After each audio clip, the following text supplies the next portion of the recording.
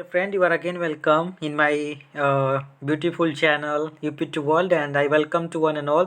So this is me Neeraj Verma. So आज के video lecture में हम advantage of high voltage transmission पढ़ने वाले हैं. देखिए हम शुरू से ही वीडियो लेक्चर अपने में कहते आ रहे हैं कि हाई वोल्टेज पे ही ट्रांसमिशन को परफॉर्म किया जाता है. तो आज तो हम एडवांटेज पढ़ने वाले हैं. सो आज हम पूरे अच्छी तरीके से जान जाएंगे कि क्यों हम हाई वोल्टेज लेते हैं, राइट. सो वीडियो को शुरू करने से पहले बस आपसे एक रिक्वेस्ट है कि प्लीज़ अगर आप चैनल पर नए हैं तो प्लीज़ चैनल को शेयर कीजिए, लाइक कीजिए और सब्सक्राइब कीजिए, राइट. सो देखिए हम अब शुरू करते हैं विदाउट वेस्टिंग टाइम. सो हाई वोल्टेज क्यों लेते हैं? देखिए सबसे पहला इसका एडवांटेज क्या है. देखिए लो वोल्टेज ड्रॉप, राइट. सो देखिए वोल्टेज ड्रॉप किसे कहते हैं? वोल्टेज ड्रॉप का फॉर्मूला आता है आई इंटू जेड, और जेड यहाँ इम्पीडेंस है. इम्पीडेंस आप जानते होंगे, जेड इम्पीडेंस होता है, राइट.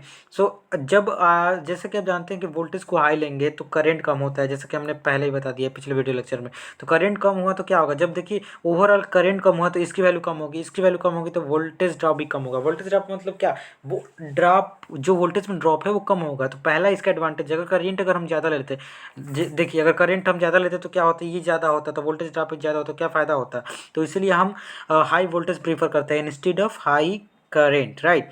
सो दूसरा क्या है? दूसरा हमारा क्या है? दूसरा बेटर वोल्टेज रेगुलेशन. देखिए वोल्टेज रेगुलेशन इसमें आएगा. बेटर वोल्टेज रेगुलेशन का फॉर्मूला होता है, देखिए voltage sending end minus receiving end upon voltage receiving end into 100. तो देखिए यहाँ पर सेंडिंग एंड और रिसीविंग एंड क्या है? देखिए जहाँ से जनरेशन होता है, जैसे 11 kVA जनरेशन होता है, राइट. तो जहाँ से जनरेशन होता है वहाँ से वोल्टेज को हमने सेंड करते हैं तो उसको सेंडिंग एंड बोलते हैं, और हम जहाँ डिस्ट्रीब्यूशन यूटिलाइज करते हैं तो उसको रिसीविंग एंड बोलते हैं.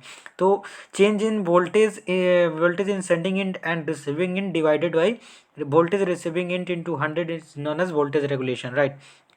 सो आप लोगों से बस एक ही रिक्वेस्ट है कि आप हिंदी इंग्लिश में कंफ्यूज मत होइए. हम आपको पूरा कोशिश कर रहे हैं कि आपको हिंदी में ही बताएं, लेकिन या देखिए अगर आप आगे कोई कंपनी ज्वाइन करना चाहते हैं तो आज इंग्लिश का बोलबाला है. So that's why I requested to one and all, please English बोलने का या इंग्लिश समझने की कोशिश कीजिए, राइट. तो ये हो गया वोल्टेज ड्रॉप. तो देखिए क्या होता है, वोल्टेज ड्रॉप जो होता है वो मतलब वोल्टेज रेगुलेशन जो होता है वोल्टेज ड्रॉप के बराबर होता है, आई जेड के बराबर, राइट. तो यहाँ से देखिए जब इसका वैल्यू कम होगा तो ये अगर वोल्टेज ड्रॉप कम हो रहा है तो वोल्टेज रेगुलेशन मतलब वोल्टेज को रेगुलेट करना आसान हो जाएगा ना, तो इसी को वोल्टेज बेटर रेगुलेशन बोलते हैं. ये दूसरा फायदा हो गया. अब तीसरा हम क्या है? Low power loss. तो ये तो बहुत ही साधारण है, लो पावर लॉस होगा ही, क्योंकि हम जानते हैं कि करंट पे ही डिपेंड करता है लॉसेस. क्योंकि हीट का फॉर्मूला क्या होता है, H equal to I square R T. जब आई का वैल्यू कम होगा, ये स्क्वायर में है, तो ये जेन्युइन है कि हीट भी कम होगा, क्योंकि वोल्टेज ज़्यादा है और करंट कम है, राइट.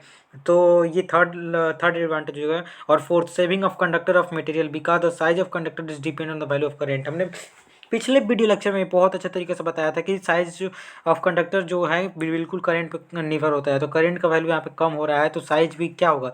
कम होगा. हमें जो भी कंडक्टर ले रहे हैं उसका साइज क्या होगा? कम होगा.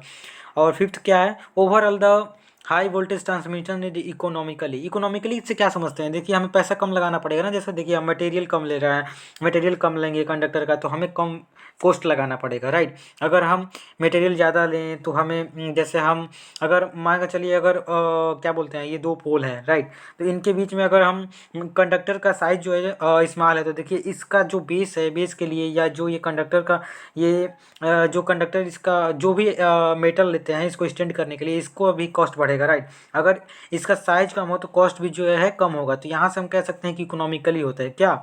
इकोनॉमिकली ओवरऑल जो हाई वोल्टेज पे जो ट्रांसमिशन होता है इकोनॉमिकली होता है. लास्ट 161 क्या होता है? High transmission high efficiency high transmission efficiency. देखिए वोल्टेज अगर हाई लेंगे तो इफिशियंसी ज़्यादा मिलेगी. क्यों? क्योंकि इफिशियंसी का फॉर्मूला होता है, देखिए इफिशियंसी का फॉर्मूला होता है पावर रिसीविंग अपन पावर सेंडिंग. पावर रिसीविंग अपन पावर सेंडिंग. रिसीविंग से आप समझ ही गए हैं कि जहाँ पे हम पावर को रिसीव करते हैं, और सेंडिंग मतलब जहाँ जनरेशन होता है. तो देखिए इसको हम डिवाइड कर सकते हैं, फार्मूला को ब्रेक कर सकते हैं. देखिए पी आर लिख सकते हैं शॉर्ट में पावर रिसीविंग को, और पावर सेंडिंग को देखिए सेंड कर रहे हैं तो सेंडिंग के पावर को हम पावर रिसीविंग प्लस लॉस लिखते हैं. क्योंकि देखिए यहाँ से हम स्पष्ट करना चाहते हैं, देखिए पावर को जब हम सेंड कर रहे हैं तो ये दो चीज़ में मतलब डिवाइड हो रहा है, पावर रिसीविंग पर पावर लॉस. क्यों? क्योंकि देखिए बीच में जब सेंड कर रहे हैं तो बीच में लॉसेस भी तो होते हैं, तो इसी को लॉसेस प्लस पावर रिसीविंग को हम पावर सेंडिंग से जानते हैं.